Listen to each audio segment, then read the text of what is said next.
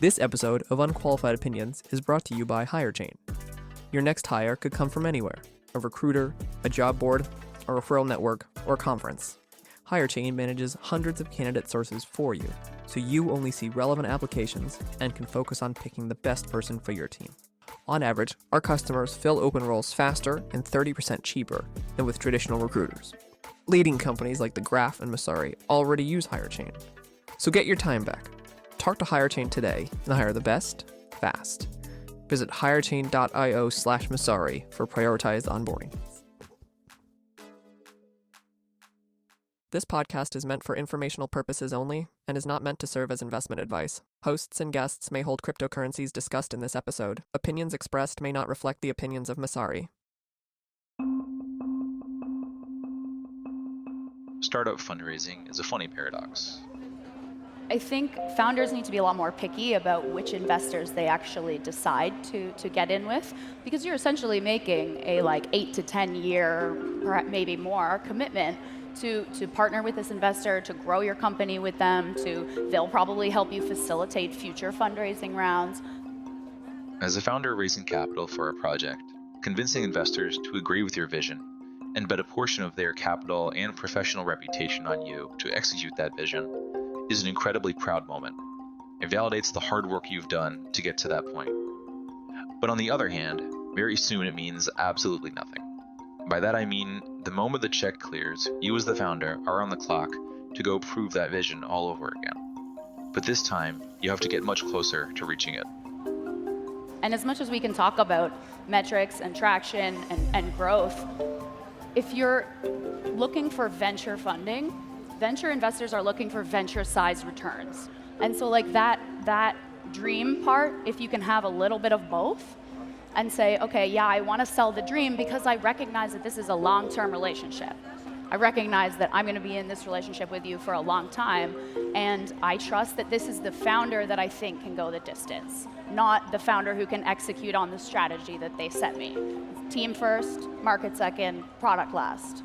And don't get it twisted. We should not, of course, draw many hard and fast conclusions from examining fundraising at a macro level, especially in a still emerging industry like crypto. But the data can indicate where founders and investors have confidence in what the market needs at that time, which itself can be an indicator of what technological breakthroughs or changes in market structure are likely to be seen in the following months or years. Following a rapid descent in crypto fundraising in the latter half of 2022, funding found a bottom in August 2023. And fundraising volume has since continued to trend higher.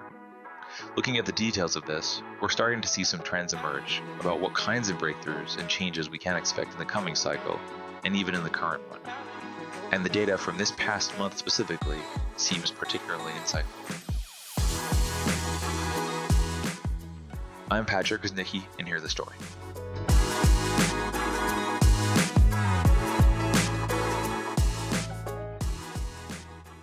Messari's annual conference Mainnet returns this fall, September 30th through October 2nd.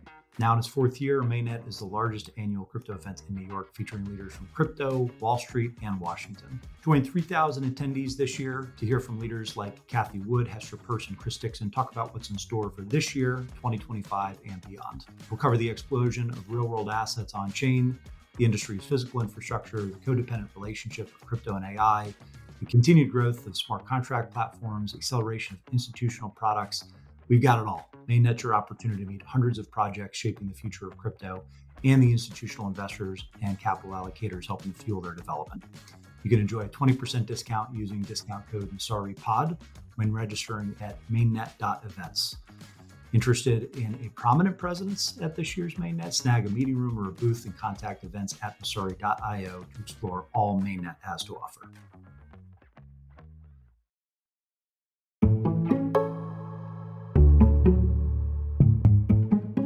Hey Patrick, how's it going?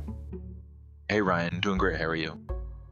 You wrote Messari's monthly report on crypto fundraising activity last month, and I want to talk about fundraising this week. Not necessarily because anything especially dramatic happened in April specifically. We heard Jenna Pilgrim of CoinFund in your intro talk about how long-term oriented venture investing is.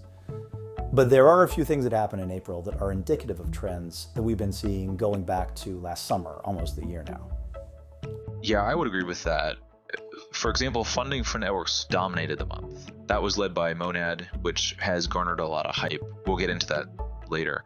But broadly, there's been a steady recovery in funding going back almost a year, since August 2023. And there are insights that we can take away from April's data that matches some other trends we've seen in that recovery.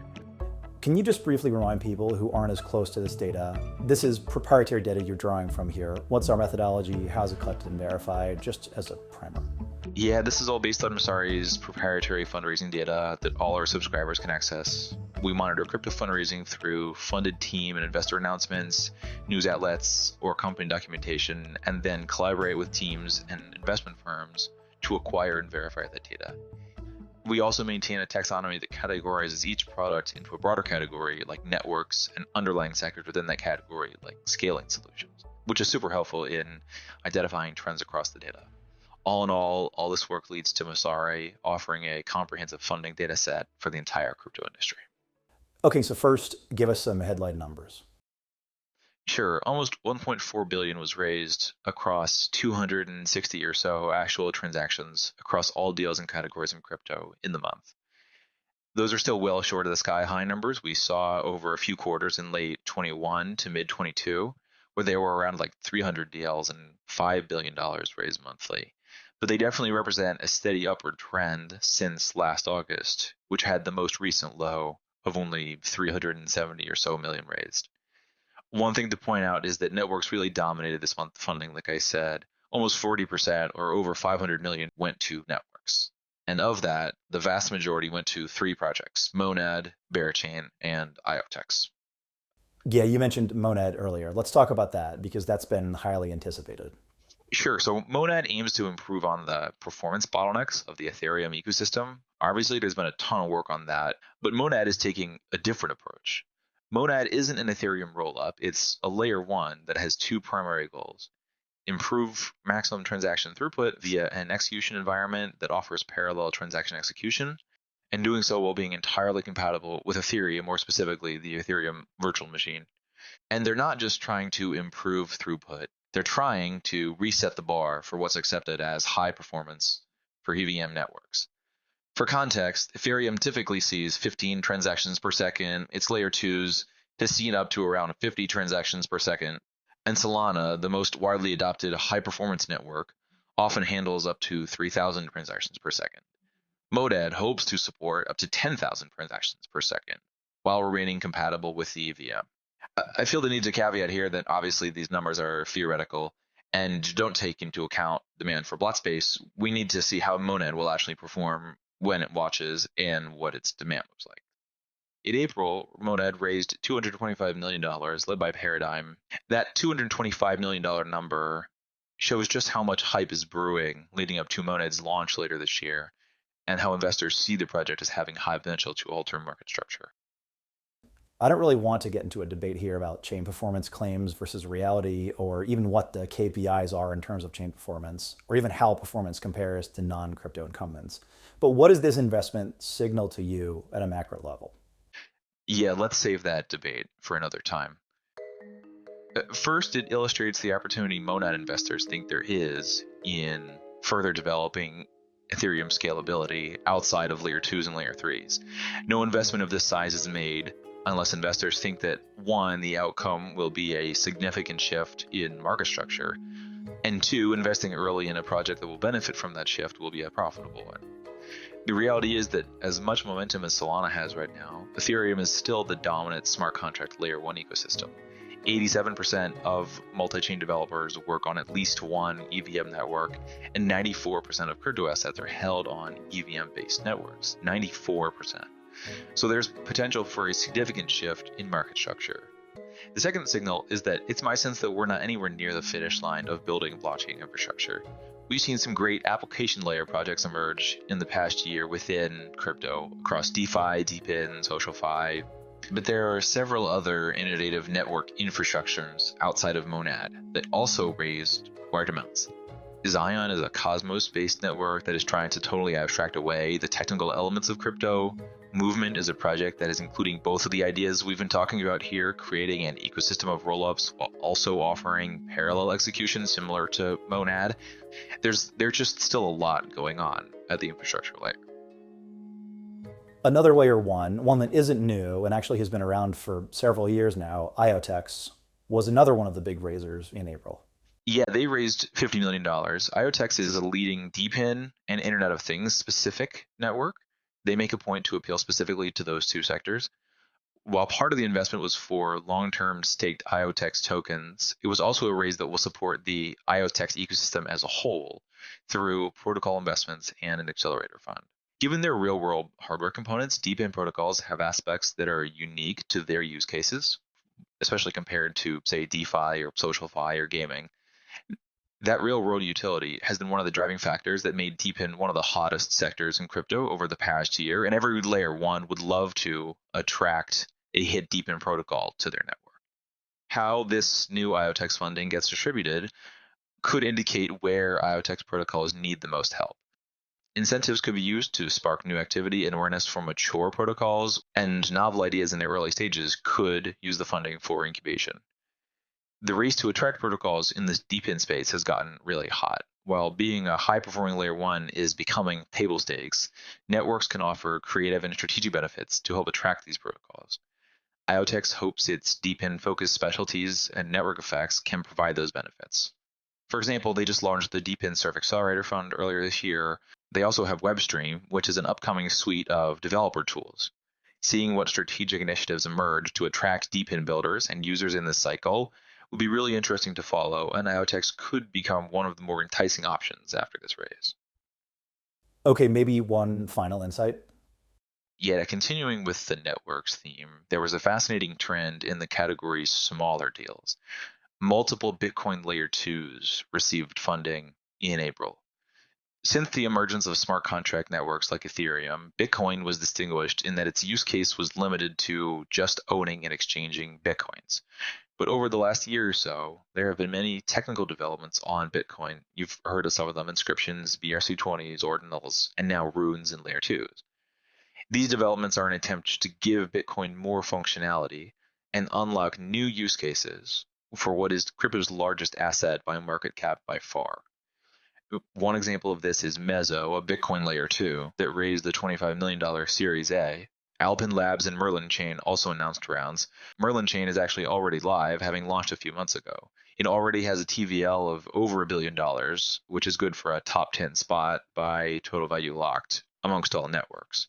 Still, the case for Bitcoin's programmability has been hotly debated. On the bullish side, the appeal for a more diverse array of use cases is obvious. Bitcoin has by far the largest reach of any other cryptocurrency, and by providing holders with new uses for their Bitcoin, tapping into just a fraction of Bitcoin's total market cap could lead to substantial inflows for these Layer 2s. But on the other side, the reality is that Bitcoin wasn't built to support an ecosystem of Layer 2s or smart contracts like Ethereum, for example, was.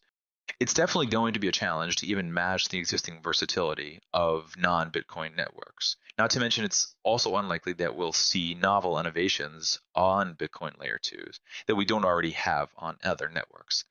Given the size of the opportunity, these challenges certainly won't and shouldn't stop investors and dealers from trying. I'm sure we'll see more investment in this niche. It will be interesting to track activity on these Layer 2s to see if changes in market structure do end up materializing. So what admittedly cautious conclusions can we draw from fundraising performance as a whole? Broadly speaking, the majority of capital we've seen committed in the past several months can be described as early stage or pre-seed to Series A. But maybe what's almost more notable is what's not getting funded. What we haven't seen is a ton of funding activity on projects at the application or end user layer. That suggests that builders, or maybe more accurately investors, see that there's still work to be done on the infrastructure layer before they feel confident in deploying capital on the application layer. We also haven't seen outsized activity in late-stage deals. This could be a function of a lot of things: overcapitalized projects from the booms of 21 and 22, and reserved capital spending by projects during the last bear market. Or, more pessimistically, high valuations relative to the amount of traction by projects that did get funded in the last 2 years. Or it may just be a function of crypto projects tending to have lower operational costs with the ability to deploy token incentives that don't require a lot of additional spend. The whole idea of late stage capital in crypto is different than it was for Web 2 startups. That's a lot of hypotheses. It's hard to pinpoint the reason for what's not getting funded, but as we discussed, fundraising data can provide insights into what breakthroughs and market structure changes might occur in the future. Still, as the projects that were funded in recent months mature, their breakthroughs are more likely to come at the foundations of blockchain infrastructure and less likely to come in the form of major consumer apps. Patryk, thanks.